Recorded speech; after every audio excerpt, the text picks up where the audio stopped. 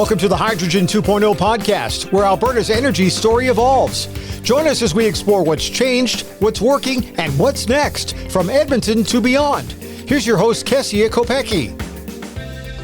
What does it take to move hydrogen from trial to market and decarbonize fleets, not just in pilots, but actually on the ground and across the Edmonton region and even beyond?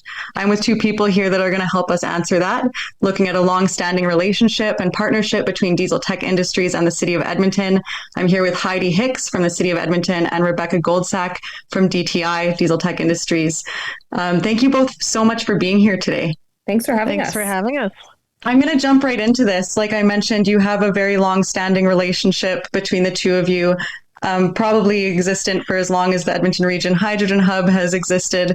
And I'd love to just start with a little bit of scene setting about that relationship. How did this partnership between DTI and Edmonton begin?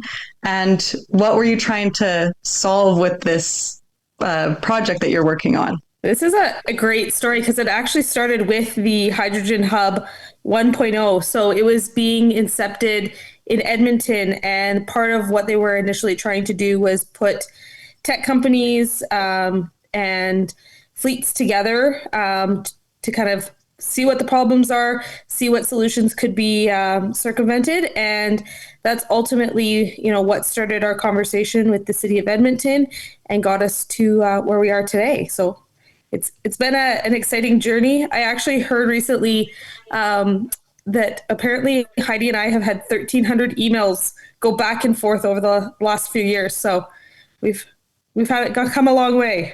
Had a lot of conversations.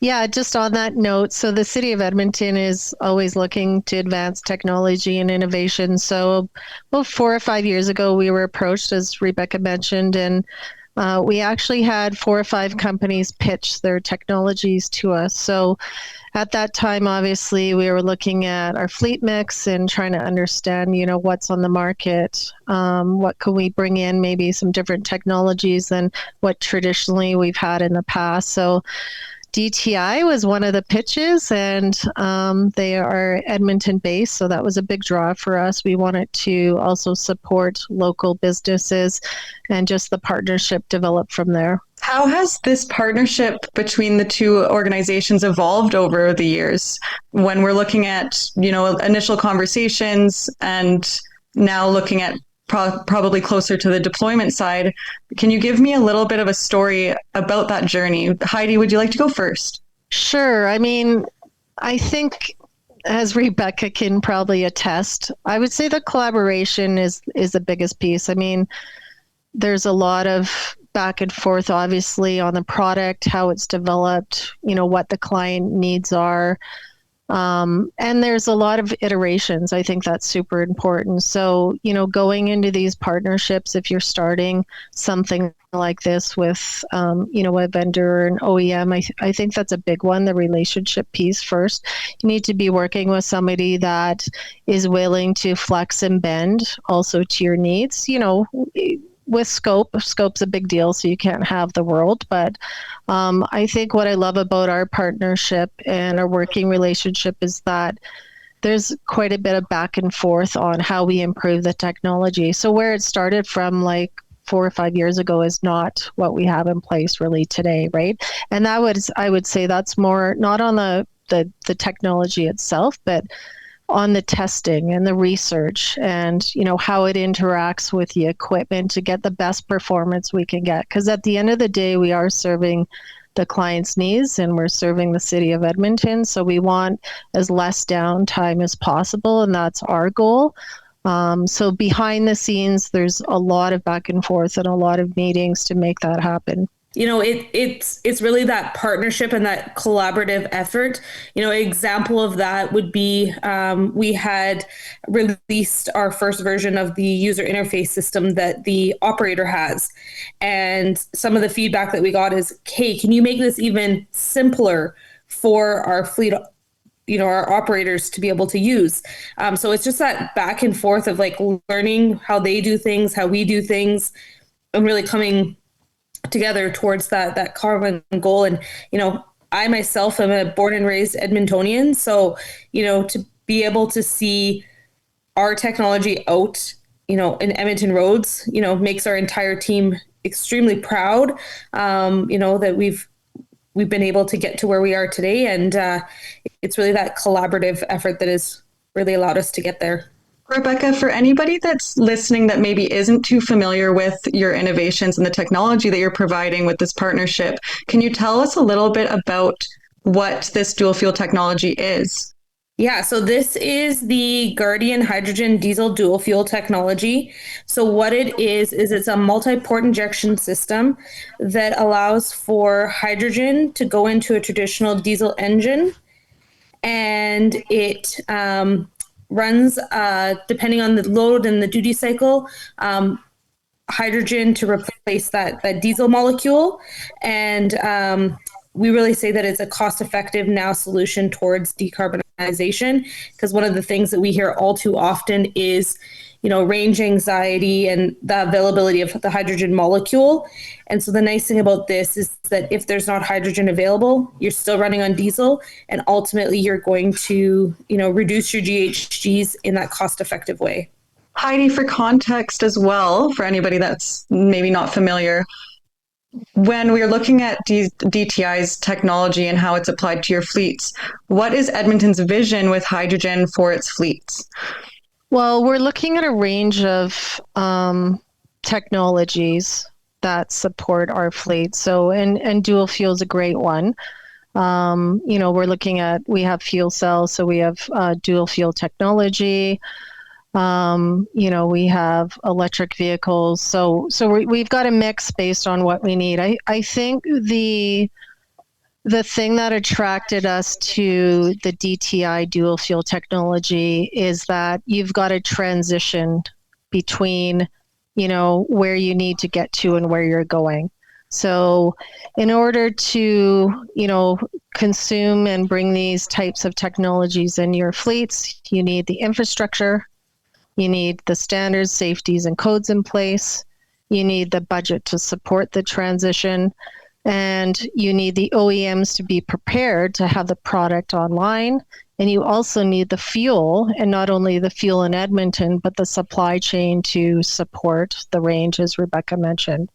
So for instance, if you're testing hydrogen, you're running on hydrogen, we're measuring what the benefits from a climate change GHG emissions reduction perspective is.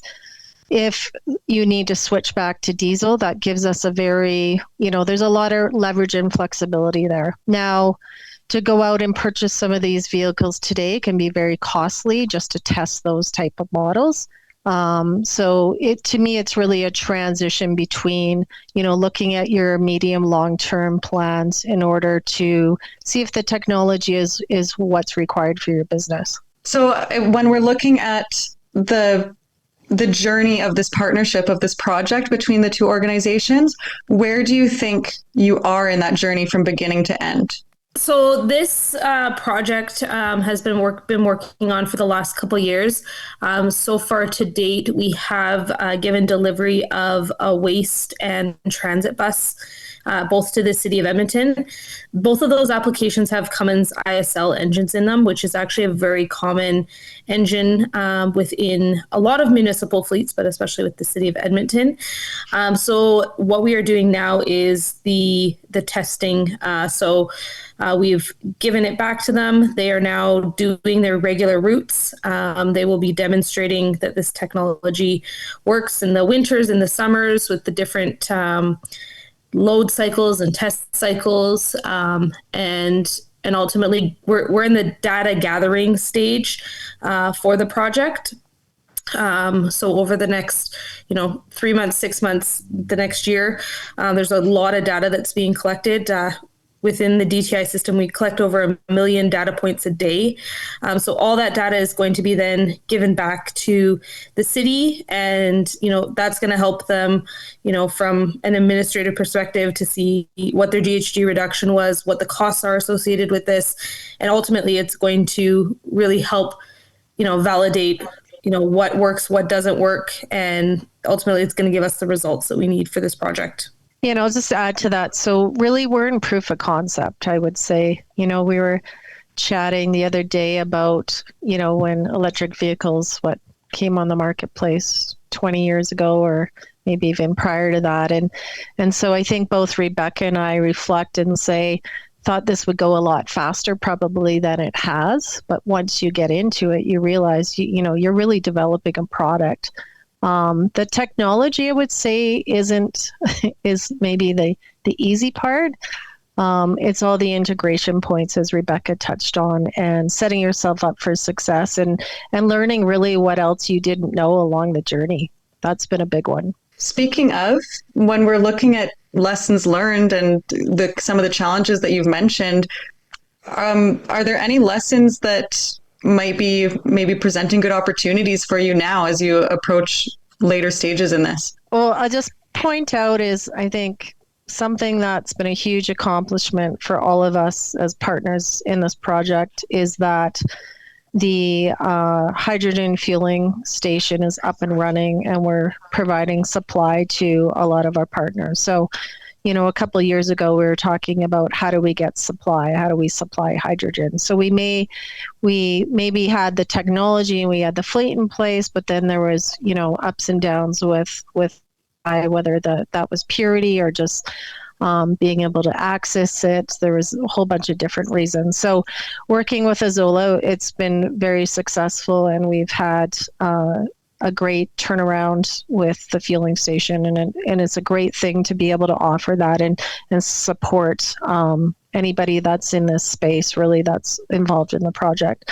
I think from the project learnings is really now tapping into, you've got supply at the municipal level, but we really need to work on that supply chain across, Canada, Edmonton. There's a couple stations in BC. What does that look like? So that then on the vehicle diversity side, we can have the OEMs and manufacturers keeping up with, selling the product. So customers need to know that the supply's there, and the OEMs need to know that the demand's there. So that's a big piece of the puzzle. We also are, walking through what are the standards, practices, codes for having hydrogen in your facilities. If you need to park your fleets inside, what is that, what does that look like? Just some new CSA standards came out. So everybody's, getting together and collaborating on what exactly does it mean? How can we use it? What are the costs of that in a facility that's already in place? If you're building a new facility, well, then you can start adding these standards and codes to, your common practices as you go forward. Rebecca, I'm thinking you probably got a few other ones that you can add. Oh, I could give you a laundry list of the learnings that we've had with these projects. But, from a high level, it's really what you think a vehicle should and could do, and then getting it into the real world. So, you think of, I'll give the example of a garbage truck. We can test and validate and make sure that everything works. But when we then give it back to the city and say, go on your route and do your daily cycle, well, then you've got, your winter conditions, you've got a load on it, and it's just, it all kind of encompasses into, those different learnings that we've had. So making sure that we're optimizing the hydrogen to diesel displacement, even simple things like, in the beginning of, making sure that these vehicles are in good running order before we even start any application. So those types of things that we've had learnings, and it's really that collaboration. So it's, in hydrogen, we hear about chicken and egg all the time, but it really becomes, the whole farm that we need. And it's, in the city of Edmonton, it's all these different partners working together, the fleet, the supply, the technology, the different technologies and how they all interact with each other. With the dual fuel, you need industrial grade hydrogen, not fuel cell grade hydrogen, all those little things that are a little bit different. The tanks that dual fuel use are 350 bar. whereas like a Mirai uses 700 bar. So there's just so many different things that are all coming together. You talk about like a heavy duty technician, as Heidi was saying about the regulations. So it's just all these different things that all kind of have to come together. And, there's been a lot of things that have worked really well. And there's also been a lot of things that we have learned that we can optimize through these projects. But at the end of the day, we, as this entire city of Edmonton, I'm super proud that we have been able to overcome these challenges and are obviously continuing to learn on them. But then we're able to take this business model and say, hey guys, if you're in a different jurisdiction, here's, some of our learnings. This is what works. This is what doesn't work. I always say, and sometimes I get a little slack for it, but when we went out and we started in the dual fuel space, I thought long haul Class 8, that's what I'm going after.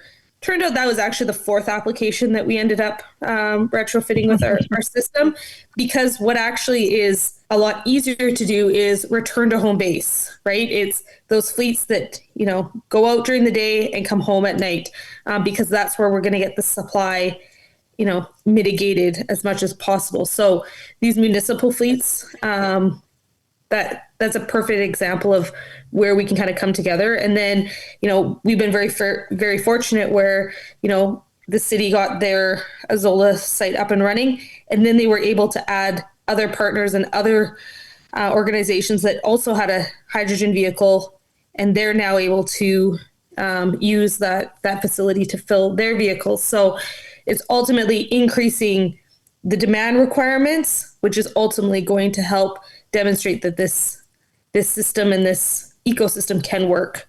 That leads me to my next question. It's a perfect transition. What does all of this tell us about where hydrogen and where this technology, dual fuel technology, is heading next? Heidi, I'd love to hear from you first. I think it's important that, it's a necessary balancing act between technology readiness, investment, and achieving your proof of concept. I'd say for myself and probably our team in general, one thing that we've really learned is that it does take a lot more time than what I even thought. So from a client perspective, obviously they're giving up their fleet for us to test drive the product to see if it works. Really, they're just, they're thinking, when am I going to get my truck back? How come you've had it for so long? So I think if you're getting involved in this, that's a really good concept to consider, is the time frame and the research and development involved in the back and forth, as Rebecca and I mentioned about.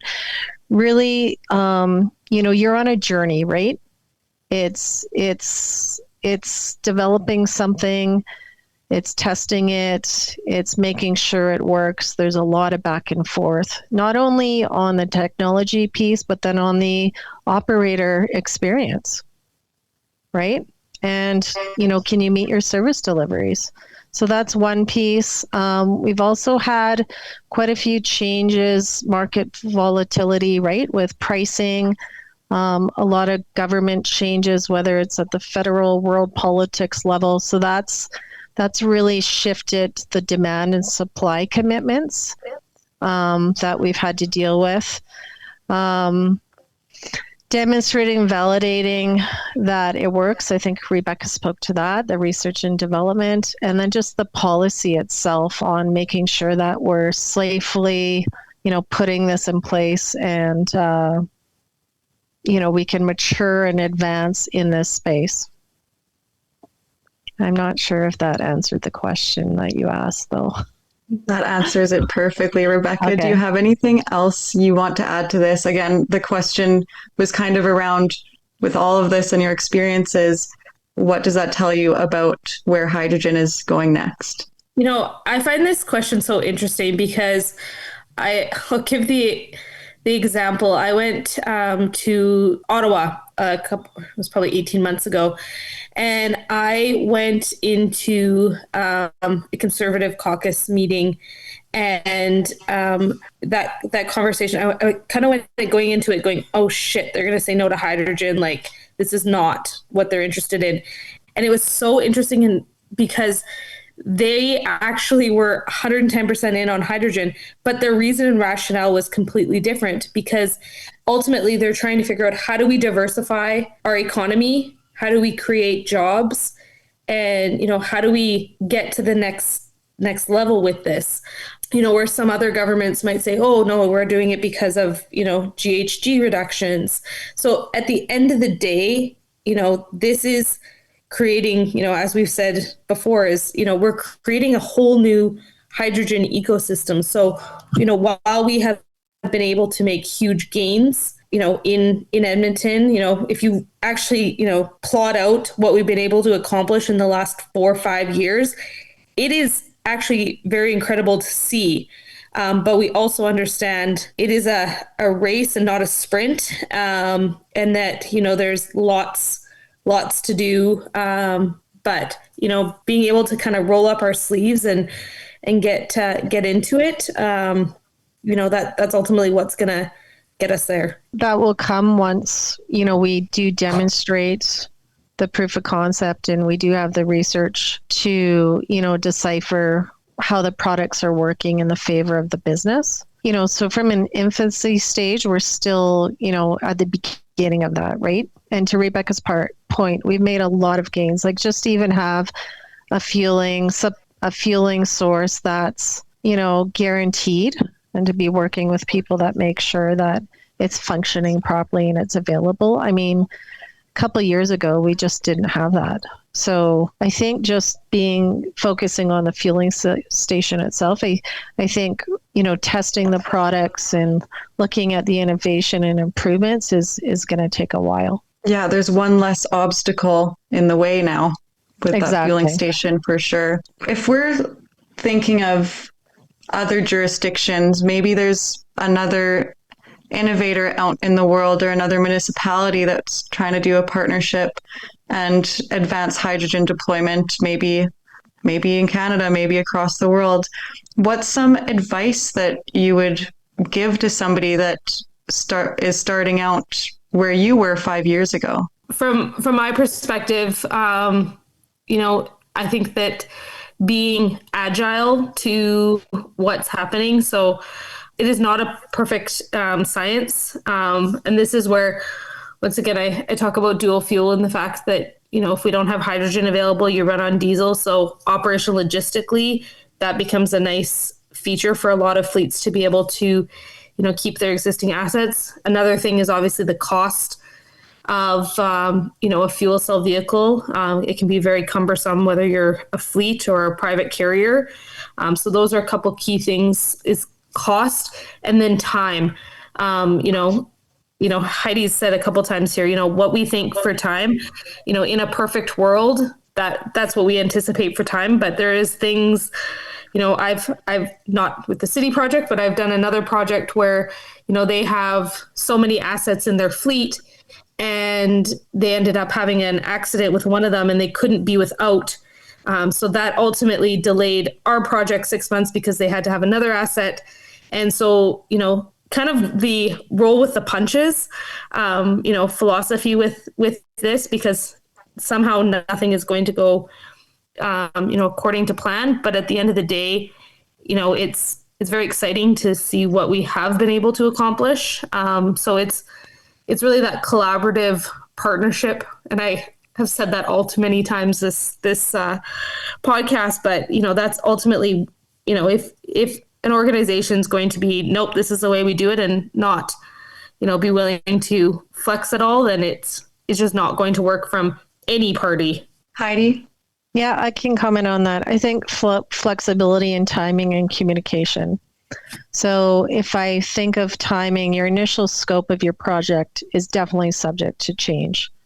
And so it's rapidly evolving, and this could be at your municipal level, provincial, globally, the landscape shifting beneath your feet all the time. And so your budgets may only support, an infinite time for your project. And so you really need people on board that are going to understand the flexibility and agility required to do this. So for instance, my experience is I had a lot of leads on heavy fleet for hydrogen. was very excited. And then all of a sudden, the companies went bankrupt or they changed their direction based on, what's happening based on policies or funding or whatever it is. So I think at the leadership level, it's really important to have the support to make sure that everybody understands that there's a lot of changes and shifts. And so just have to be flexible about how we're supporting the model overall to make this happen. Because really, to me, it's the research and development. Yeah, you're building your landscape for what you're going to need in the future. Speaking of supports and what we need in the future, I think maybe this will be a good thought to leave everyone with. What do you see that needs to be in place in order for projects like this to succeed, in order for more of them to come about, in order to reduce those timelines, whether you're looking at it internally or as a lesson learned for people listening, or maybe a call to action for those externally that should be maybe involved? What kinds of things should be in place? And Heidi, do you want to start with that one? Well, I'm going in between. I think of my technicians that need training and development, working with Nate and U of A right now to make sure that we're training our new grads and our existing employees so that they do have the skill sets. If we're bringing these new types of fleets into our fleets, then, how are we training and developing training really to support the growth of those individuals. And right now, we're just at the cusp of that. So my ask would be if that you're a vendor, OEM, we really need help in that space to start building those programs out to support the evolution of this. The other big one would be the supply just across, whether it's Canada, Alberta, BC, Saskatchewan. What does that look like? Because the municipalities can only do so much internally, working with, the stakeholders that we work with today. I think we need some bench strength on, what does that look like? There's been a lot of discussion around what that looks like. We're in a partnership, a lease with our mobile fueling station, but is there support for getting those fueling stations in place so then the OEMs can produce the product and they have a guarantee that, there's supply to fuel those vehicles? And I would say from my side, there's two key things, both federally and provincially, to create a bit more certainty on the direction of hydrogen. So, as Heidi was just alluding to, is so that investment into projects are a little bit more, have some more substance to them. And then the second thing I would say is incentives to help with the cost of hydrogen today. So things like, I always say whether there's one truck or 50 trucks fueling at a station, it costs the same to have that facility there. So obviously, if you're filling more vehicles, it's obviously going to bring down the costs associated with having these vehicles fueled. So, whether it is on the cost per molecule side or an incentive for fleets for the cost of a retrofit and supporting that part of it or that piece of it would be two key things that we are actively working with both the federal and provincial governments on. And I mean, there is some exciting news coming. I know Ontario has, in the month of February, they have a innovation fund specifically on hydrogen that they've announced. Alberta has ERA money, and they've obviously been a huge advocate of, hydrogen. But it's really, as we're talking about a lot of these projects, they're very much project focus, and we need to start thinking today about how do we actually get that to a commercially viable product so that we can actually use these vehicles as a mainstay. I mean, at the end of the day, I want as many hydrogen vehicles as we possibly can. Also understanding that, we're not a one size fits all, that, some vehicles might be better on EV, some vehicles might be better on, dual fuel, some might be better on fuel cell. But at the end of the day, we want to make sure that we've got a good cross section of vehicles and have these alternative fuels as an option for fleets to be able to use. That's the ultimate goal, right? Make that technology accessible and available and ready to deploy. Thank you so much, both of you, Rebecca and Heidi, for joining today on Hydrogen 2.0. It's an absolute pleasure. And I really loved this conversation and getting a chance to sit down and help share a little bit more light on all the work that you guys are doing in the Edmonton region and how it's going to not just impact the Edmonton region, but really broadly across Canada, it seems. So thank you. That's it for today's episode of Hydrogen 2.0. If you are looking to learn more about the Edmonton region's hydrogen economy, learn more about the Edmonton Region Hydrogen Hub, or get in touch with us, you can visit hydrogen.ca or send us an email at hello@hydrogen.ca. Also, feel free to follow us on LinkedIn, the Edmonton Region Hydrogen Hub, to stay up to date on all the news and all the activities happening in our hydrogen economy.